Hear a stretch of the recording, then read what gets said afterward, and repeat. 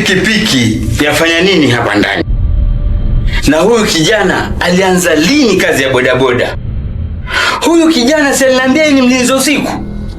Sasa inawezekanaje anamiliki pikipiki na yeye mwenyewe nikimwangalia hapa ndani hayuko?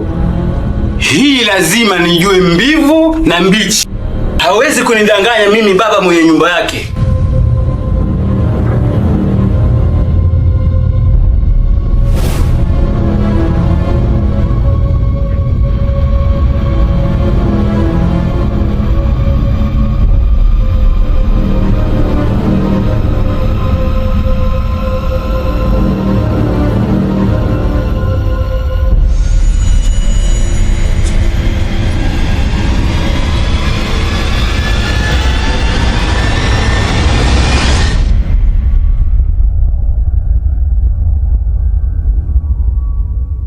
Sasa sikiliza mwanangu, mimi nimekuita hapa kukukumbusha tu kwamba mwanangu, ule mzigo uko pale magetoni, alafu sielewi kuhusu umefikia wapi kuhusu mteja wako. Mimi bwana, kuhusu mteja tayari nishapata. Sasa namsubiria tu anipatieni tarehe lini atataka hiyo mali, then mimi nitakujia nyumbani hapo nichukue hiyo mali tufanyie kazi. Basi haina tatizo. Wacha kufanya mwanangu, mkumharakishia mteja. Manake mwanangu, siwajua hizi shughuli zetu rafiki yangu. Hizi shughuli zetu ni za mageni. Kwa hivyo wewe hakikisha yani tunafanya harakati na mteja wako ili tumalize mchongo. Safi. Kuhusu hilo ndo shaka. Mimi nitajipanga hapa kwenye kesho ama kesho kutwa, nitaongea naye. Akiwa tayari mimi nitakufikia. Ondoa shaka. Sawa sawa kabisa. Mimi nakuaminia kabisa mwanangu. Ila tambua rafiki yangu, sio jua hizi biashara zetu rafiki yangu. Hakuna mwaminifu kwenye hizi biashara ndugu yangu. Wewe mimi nitakukumbusha tu mwanangu, kuwa makini kwa kila hatua yako unayopiga. Nimekuelewa brother. Sasa mimi naona cha kufanya hapa, tuonane ile siku ambayo mchongo uko ready. Tumeelewana nadhani.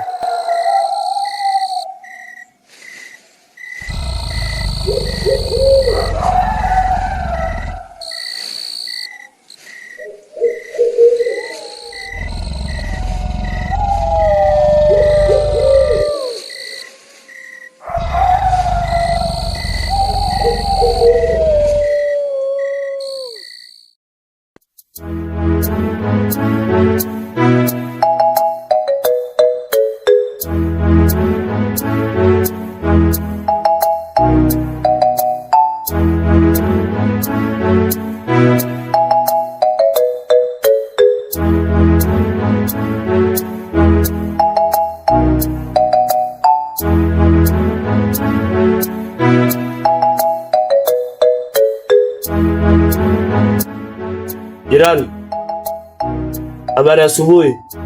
Naona ndo kuamka. Bwana Swahili tena sisi tulokosa kazi. Ndio mida yetu ya kuamka hii. Mimi niko ndani hapa. Sawa jirani, baadaye. Sawa.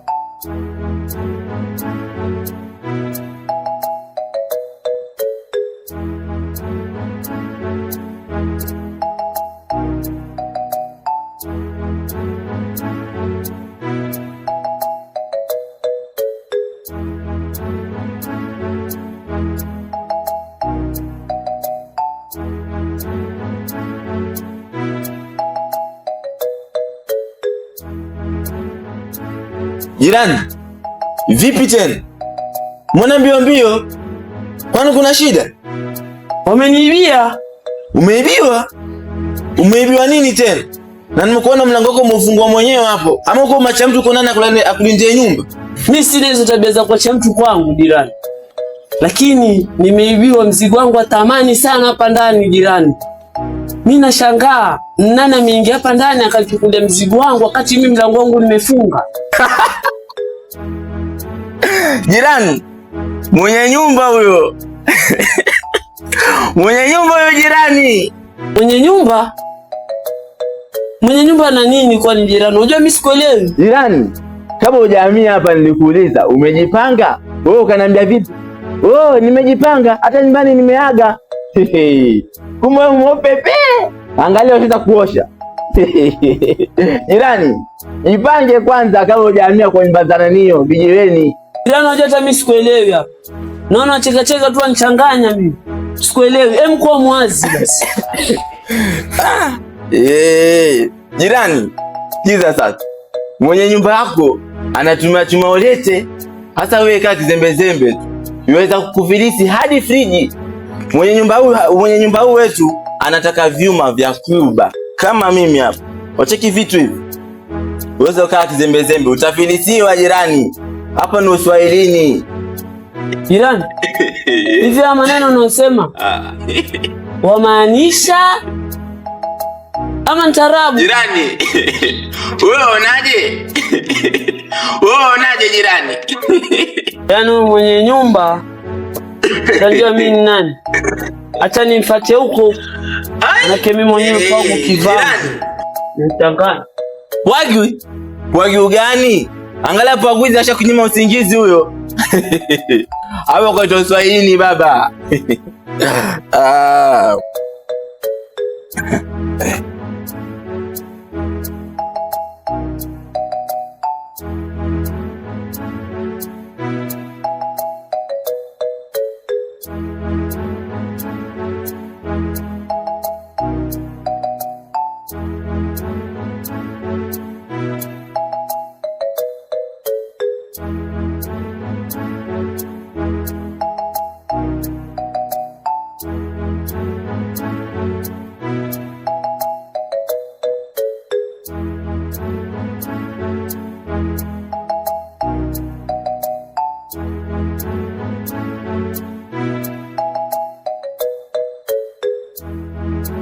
Nilidhani nitarudi nikukute bado unaandaa kiamsha kinywa, lakini mimi mzee Ulete nilizaa kidumu.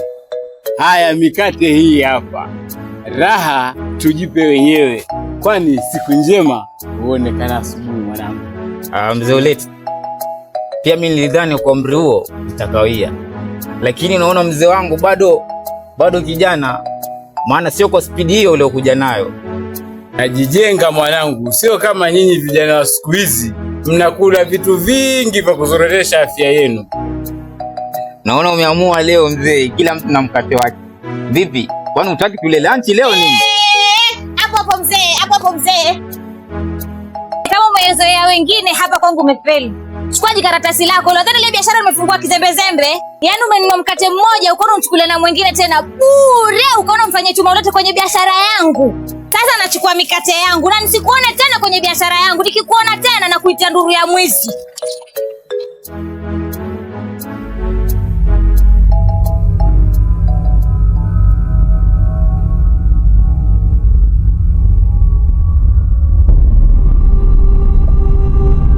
Mzee Ulete, yaani we mzee, jina lako na matukio yako unayoyafanya yanaendana kabisa. Sasa hongera kwa jambo lililofanya jana. Karibu chai, haujachelewa. Kilichotuondokea hapa ni mikate tu. Sijakuja kwa hapa kuna chai mzee, na kilichonileta hapa mzee nadhani ukijua vizuri zaidi. Mzee, regesha mali yangu uliyochukua jana usiku, na usitake mimi nikupige kelele nyingi kama udada aliyotoka hapa. Mimi nitakuchukulia hatua mbaya sana mzee wangu. Regesha hiyo kitu yangu ambayo ulichukulia jana. Wanielewa sana vizuri kabisa, mimi najua. Niregeshe mali yangu. Baba, ina maana yani hujaacha tabia yako ya chuma ulete?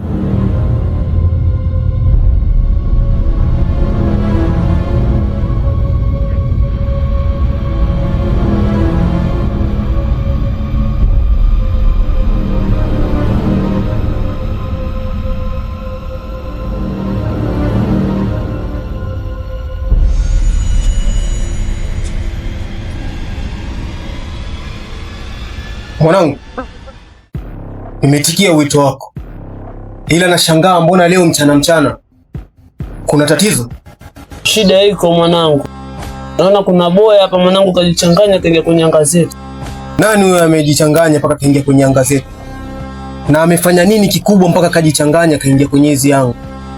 Sio baba mwenye nyumba yangu, rafiki yangu. Ukumbuka chombo kile tumekipiga siku 2-3 nyuma huko mwanangu? Oya, leo nimeingia toka mishe tu asubuhi hiyo, nakuta chombo hakiko mwanangu. Baba mwenye nyumba kaondoka nacho kimazingaumbwe. Inawezekana vipi mwanangu? Yaani inawezekana vipi? Chombo umekifungia geto, umekiacha geto, sasa asubuhi utasema umekuja umekikosa. Yawezekana vipi?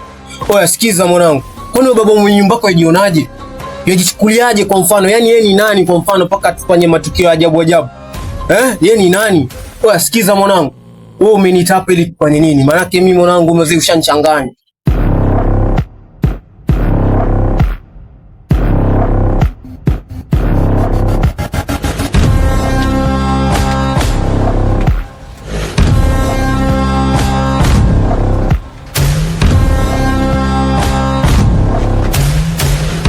Oya mwanangu. Oya ina shida tabonga baadaye. Wacha mimi nimshikize boy hapa naona amekuja kama tumeona mzee wake.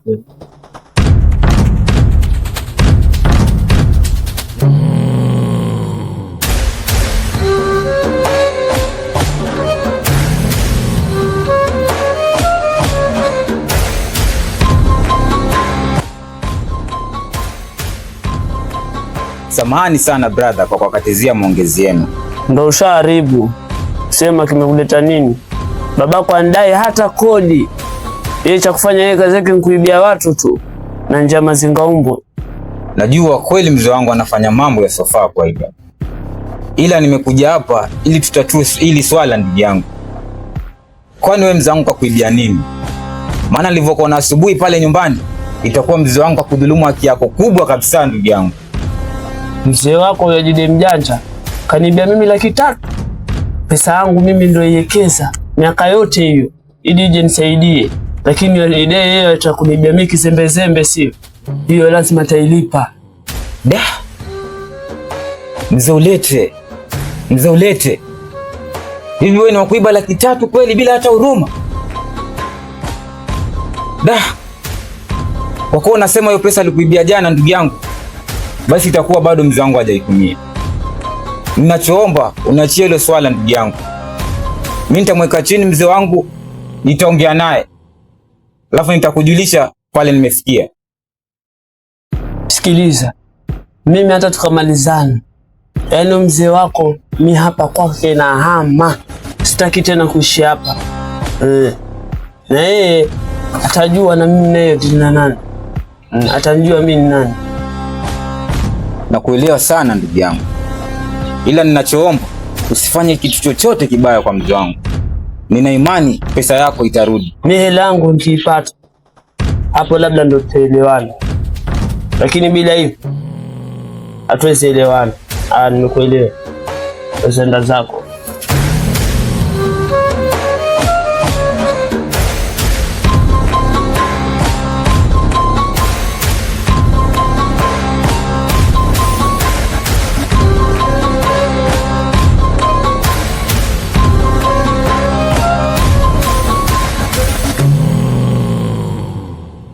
Baba mwenye nyumba na mtoto wake wanajifanya wajanja sana, lakini hawataamini hapa mpatana na nani hapa. Watakiona.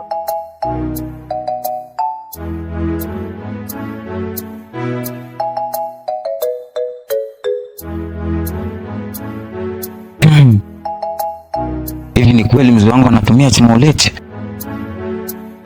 Lakini mzee wangu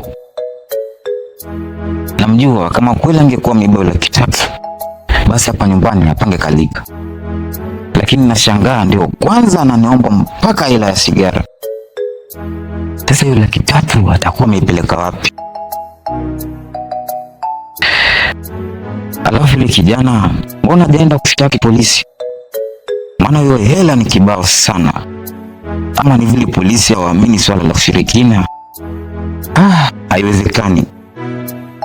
Alafu mbona nilipofika pale aliacha maongezi yao na yule mwenzake ghafla? Kwani walikuwa wanapanga nini? Mbona waliponiona waliacha mazungumzo yao? Hapa kuna kitu kinaendelea. Lazima niwe mbele ya muda.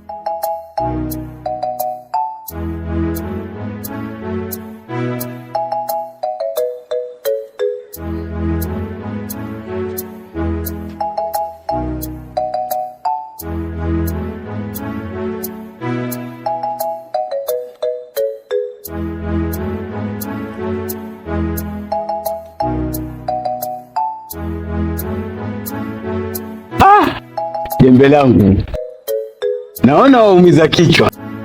Mimi nimetoka kwa bao hapo, lakini mambo mabaya, sina hata shilingi 10. Nifanyia angalau shilingi 50 hapo, nipate sigara 3 angalau nipate kutoa hamu. Pembe langu, mbona nitazama kama mbavu nijui bwana? Mzee, hivi unakusaje ile sigara? Ile yule kijana alikuwa hapa asubuhi, ulimwibia hela zake nyingi tu. Ati umemwibia hela? Kwa pesa gani mlinzi wa usiku yule? Mzee, ina maana yule kijana akarukwa na akili. Maana asubuhi alikuwa hapa kuleta mashtaka yake na ulikuwa kimya. Ina maana ni kweli ulimwibia pesa zake. Ni heri hata ungeiba shilingi 10,000 ama hata 20 tuna uwezo wa kulipa. Lakini mzee wangu unaenda kuiba 300,000 kweli? Alafu uko hapa sasa hii waniambia nikusaidia na shilingi 50 ya kununua sigara. Kwani hizo pesa zote mzee wangu umezipeleka wapi? 300,000. 300,000 mimi? Nani kasema mimi nimeiba 300,000? Hivi unavyoniona hapa mzolete, nimetoka kwa ule kijana ambaye alikuwa hapa asubuhi. Na nilienda kwake kutaka kujua ni kwa nini alileta vurugu hapa nyumbani. Na alichoniambia ni kwamba umemwibia 300,000 kupitia hiyo chumolete yako. Yule kijana ana njaa sana. Kama pikipiki lake ni bovu na anataka kutengeneza pesa kupitia mimi, hapa kwangu amefeli.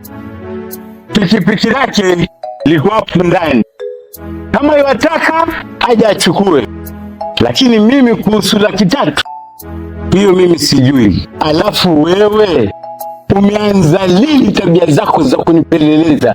Hizo tabia zako za kipelembele mimi sizipendi. Mzee, ina maana ulichukua pikipiki ama ni hela?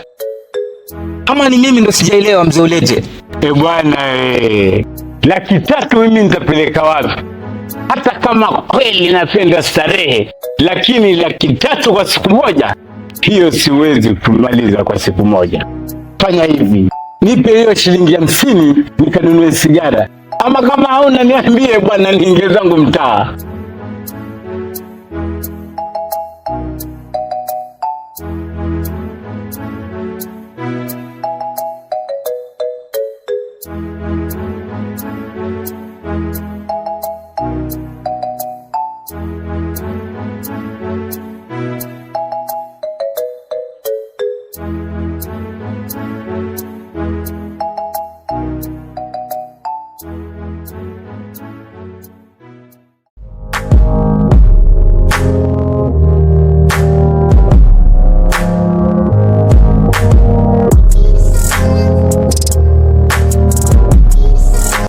Oya mwanangu, naona ule mchongo wetu umezapasha mwenzake. Sijakuelewa ndugu yangu, unamaanisha nini? Umemwona ule dogo amekuja pale magetoni sasa ile pale zikotuongea. Ile dogo ni mtoto baba mwenye nyumba yangu. Amekuja hapa, ana lazima nataka ajue mzee wake amenibia nini mimi. Lakini wewe nimempanga.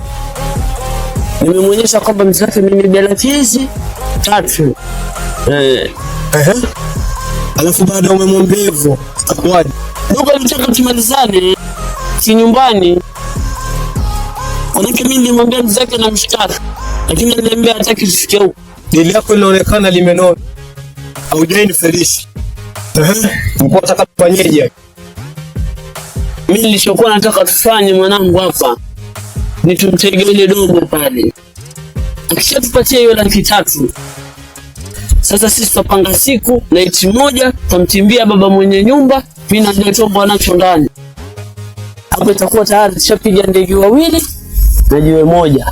Hapo anambiaje mchongo hujaivana?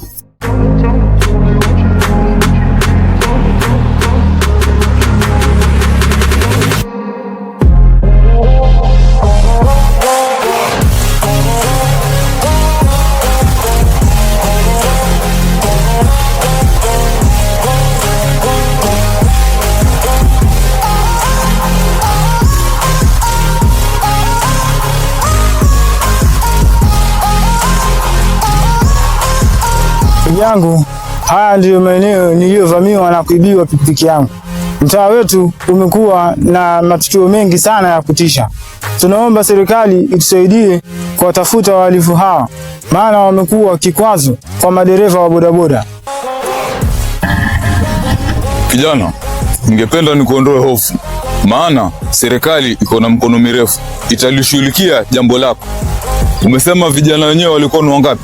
Walikuwa vijana wawili na walikuwa wamejihami kwa silaha na wakanitishia maisha. Endapo nisingewapatia pikipiki yangu kwa amani, ningelikuwa nimepoteza maisha sahihi.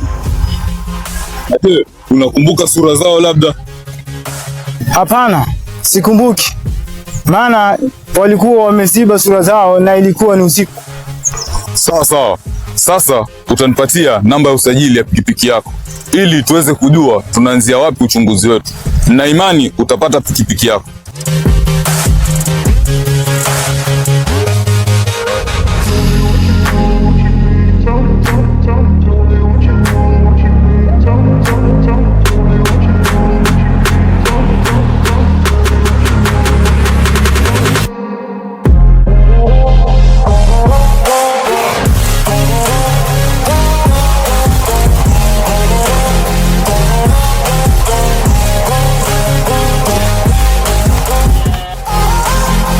Ndugu yangu, nimeitika wito wako. Niambie, una shida gani? Maana likizo yako ndo inaanza sasa hivi. Najua kaka, ila bado mimi ni afisa upelelezi. Hata kama niko likizo, kazi bado inaendelea. Napenda sana attitude yako. Nimekuja kidogo nikusikize. Maana kesi zimekuwa nyingi. Vijana wanaua wafanya bodaboda na wanachukua bodaboda zao. Nimekuita hapa kwenye swala hilo hilo. Maana kuna vijana nahisi wanafanya biashara chafu. Ila sina uhakika kama biashara hiyo ni ya uwizi wa pikipiki. Bado sijakuelewa. Ina maana ushasoma tabia zao ama? Ndiyo. Ila kuna tatizo kidogo.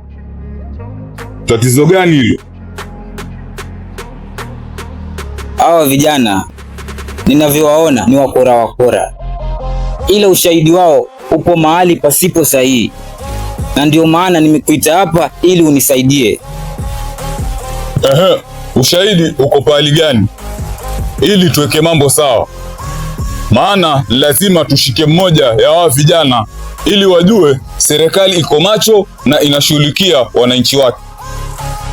Ushahidi wenyewe uko nyumbani kaka. Naomba tuondoke hapa ili ukauone.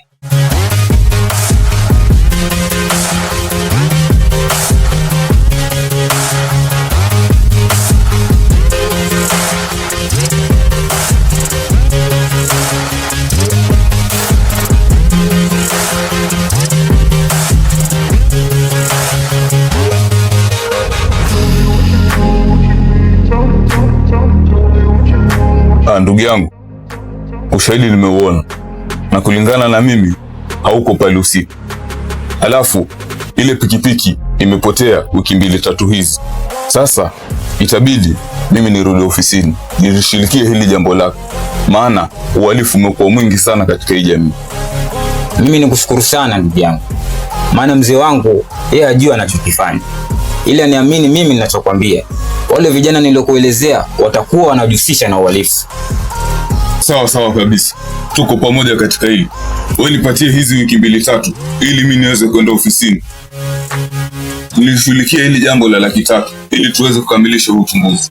Sawa sawa afisa, mimi nikutakie kazi njema.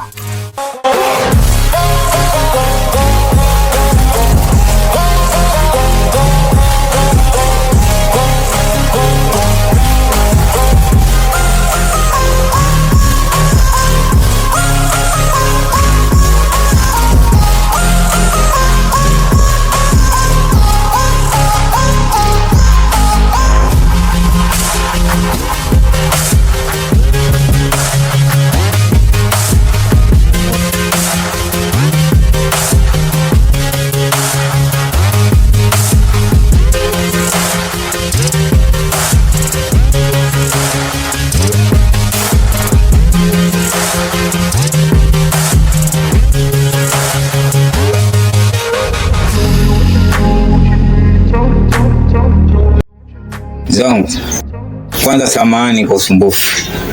Nimepokea simu ya dharura kazini, mimi nafaa nirudi kazini mzee Ulete. Ila kuhusu ile swala lako wewe na ule mpangaji wako, mimi nikitoka hapa naenda kwake nikamalizane naye kuhusu ile swala lenu la 300,000. Nataka mimi nikiondoka mbakie na amani kabisa mzee wangu wewe na ule kijana wako. Kwa mimi sasa hivi nitaingia ndani alafu nitatoka mzee wangu. Wewe ubakie salama.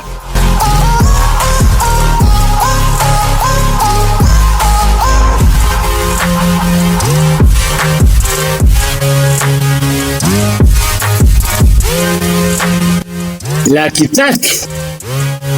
Yani aenda akatoe 300,000? Yani mtoto na kunifanya mimi ni mjinga. Wacha aenda akatoe hizo 300,000. Ndio acha nijua mimi ndio mzee Ulete. Wacha aenda akatoe hizo 300,000.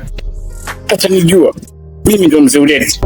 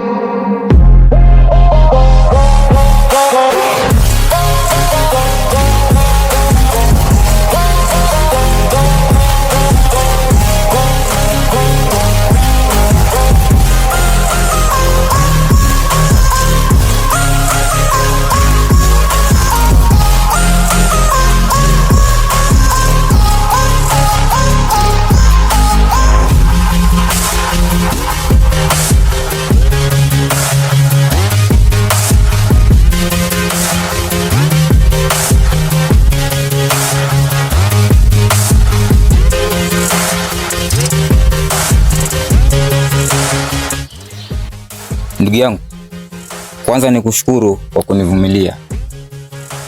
Leo nimekuletea hela yako ulioibiwa na mzee wangu. Nimeona kabla nirudi kubaruani nikupitishie ili niwaache mkiwa na amani.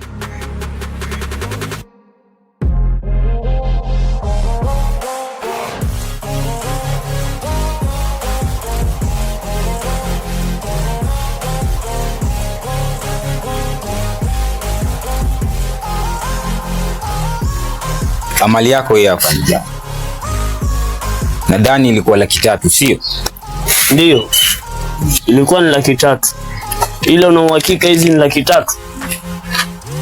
Ndio. Hizo ni 300,000 taslim. Haijapungua hata senti 5.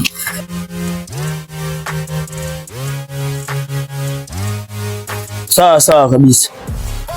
Nimependa vile unajua kuweka ahadi zako. Naona sasa kama mzigo wangu mimi nimeupata, basi mimi sasa sina tatizo kabisa na mzee wako.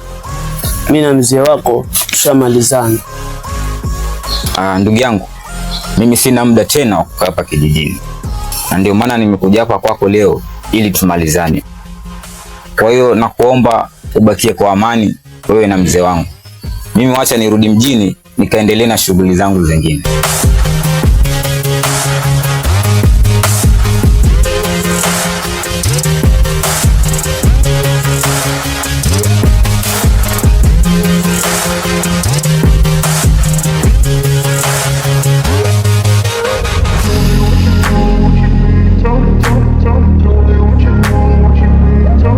Sasa sikiza mwanangu. Nimekuita hapa ili nikwambie ile mchongoto 300,000 nimefaulu. Sasa hapa kilichobaki ni tumtimbie mwenye nyumba, twende tukaibe pikipiki yetu. Tukishafaulu pakotea kimoja tukienda gazeti. Safi mwanangu. Mimi naona mambo yako yameenda fresh, mchongo umetiki kabisa. Kwanza nikupatia hongera kwa kufanikisha hili jambo. Maana sio rahisi. Alafu kuhusu swala la kwenda kuvunja huko niachie mimi. Acha nende nikatayarishe dhana, vifaa, tujipange usiku huu wa leo. Twende tukakamilisha mpango. Kesho mimi na imani tutakuwa tuko mtaa kabisa. Tutakuwa tumeondoka na kila kitu fresh, twende tukale maisha mbele. Hivyo ndo mimi nilikuwa nataka mwanangu. Sasa fanya hivi. Wewe nenda kajitayarishe. Alafu leo usiku tuingia hapo tuvunja. Paki nguo zako kabisa mwanangu. Tukishatoka kupiga mchongo tu. Chombo ndio chenyewe tutasafiri tutakitumia zetu tukiendana. Sawa. Safi safi.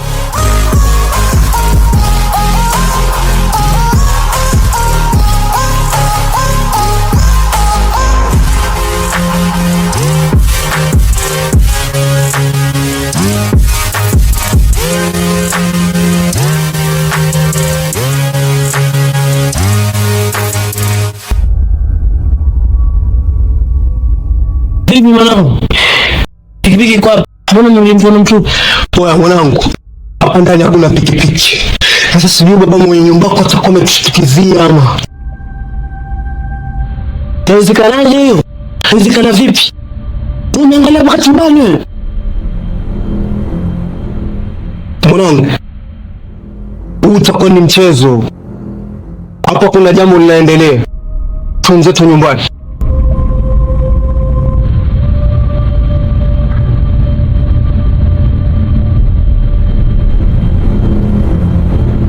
Oya, sikiza mwanangu. Hapa ni kama baba mwenye nyumba yako atakuwa ameshashtukizia mchongo wetu. Maana sijui utakuwa ile pikipiki ameiweka wapi. Yaani mimi sielewi ya. Yaani baba mwenye nyumba yangu rafiki yangu. Kaka si mtu mzuri kabisa. Bila sababu kashatufanyia mazingombo yake.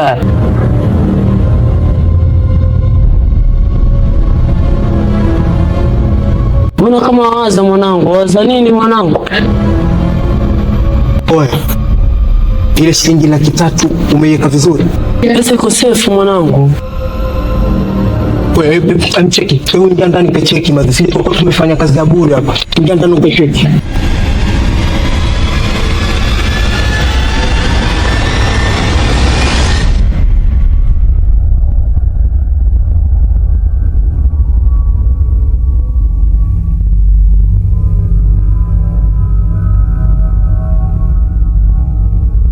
Oya, vipi mwanangu?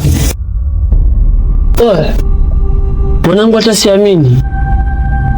Oya, pikipiki iko ndani mwanangu imeregeshwa.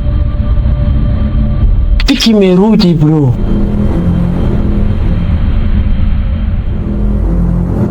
Kivipi? Pikipiki iko ndani kivipi? Oya, sisi tumetoka hapa tumefunga mlango mwanangu. Sasa kwaje pikipiki tena iko ndani mwanangu? Hebu acha matani wewe. Pesa vipi umeenda ukazipata?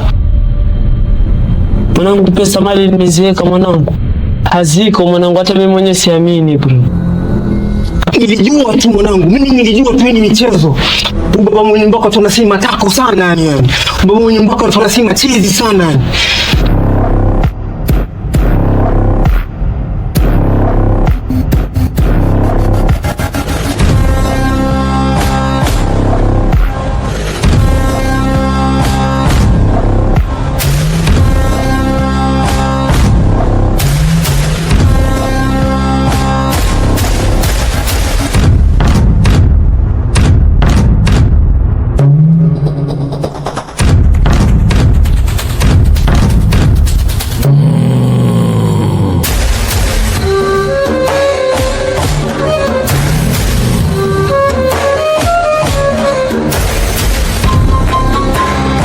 Ushahidi umeshakamilika. Pikipiki iko ndani. Na hao tuongozana nao hadi kituoni ili tuweze kupata uchunguzi zaidi.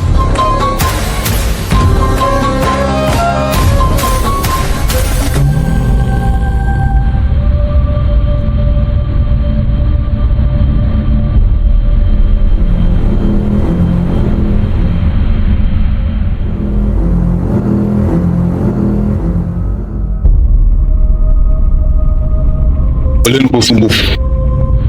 Tumemchukua jirani yenu ili kwa ajili ya mambo salama zaidi. Tunaweza enda kumfungia mlango ili sisi tuendelee kukamilisha uchunguzi wetu.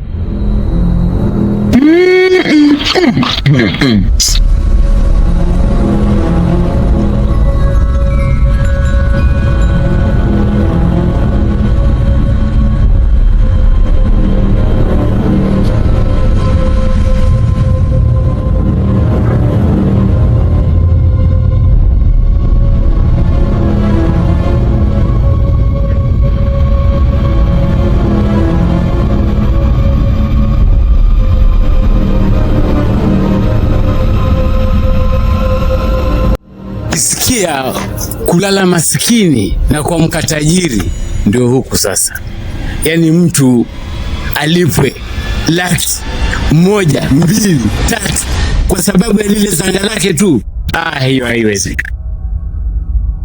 Ani mwanangu apambane mjini, alafu mtu aje na mchongo wake wa kijanja janja atone mimi na mwanangu ni wajinga. Wacha aone sasa, atajua mimi ndo mzee Ulete.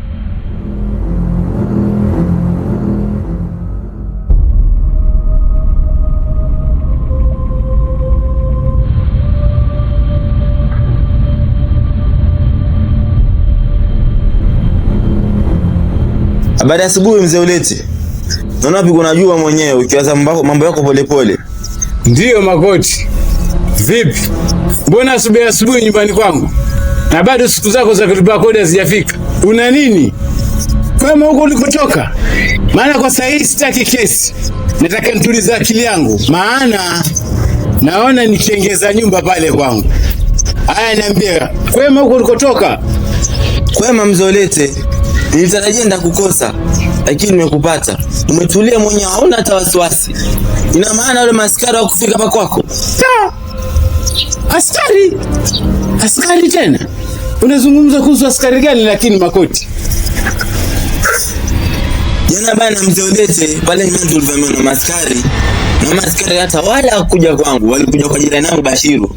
Na Bashiru alikuwa na rafiki yake mmoja hapo. Na hivyo vinavyosemekana, hawa jamaa bwana si walinzi, ni wezi wa mabavu. Maskari waliingia pale ndani kwa Bashiru wakuta pikipiki moja hapo. Wakizungu wanaita motorbike. Kwa hivyo mzee bana pale nyumbani kote ishi na wezi, si walinzi wa kulinda nyumba za watu.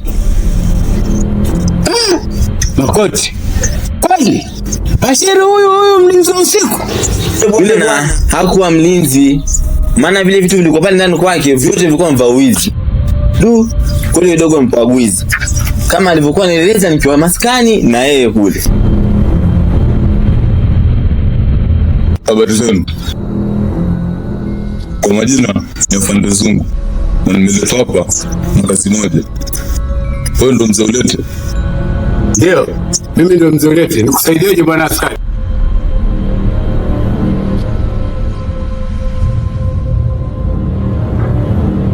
Jana usiku mpangaji wako tulimkamata kwa kosa la uwizi wa kimabavu, lakini kuna mzigo mmoja tumeukosa, ila kwa tafiti zetu tumefanya mzigo huu uko hapa kwako. Mzigo gani huo? Sijakuelewa. Mzigo gani huo unauzungumzia uko hapa kwangu? Mzee, kuna 300 zetu uko nazo. Kwa hivyo kiheshima tukomba ingia ndani tukabidhi 300 zetu ili tuendelee na majukumu yetu ya kazi.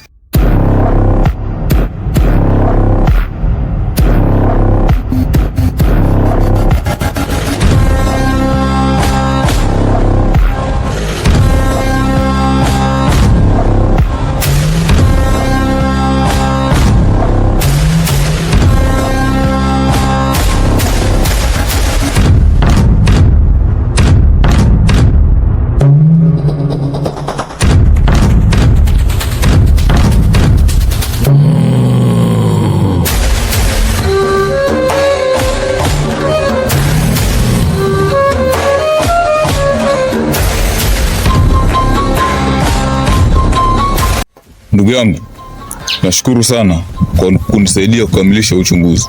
Maana hili jambo limekuwa ni donda sugu sana katika jamii. Nashukuru sana. Umenisaidia kuthibitisha uhalifu na uwizi wa kimabavu. Hili swala limekuwa ni sugu sana katika jamii. Na imani venye tumekamilisha huu uchunguzi, uwizi wa mabavu utapungua kabisa katika hii jamii. Nikuondoe ndugu yangu. Maana hii ilikuwa kazi kama kazi zingine ninazozifanya. Kwanza nikushukuru wewe ndugu yangu kwa kunisaidia mimi kumuondoa mzee wangu katika haya matatizo yenye alikuwa hapa katikati. Na pili pia umesaidia vitu vingine havitatokea kama uwizi wa mabavu wenye ulikuwa ukifanyika mtaani. Kwa sasa naona vile tumejituma hivi kupiga hii kazi, naona kila kitu kitakuwa sawa kabisa ndugu yangu.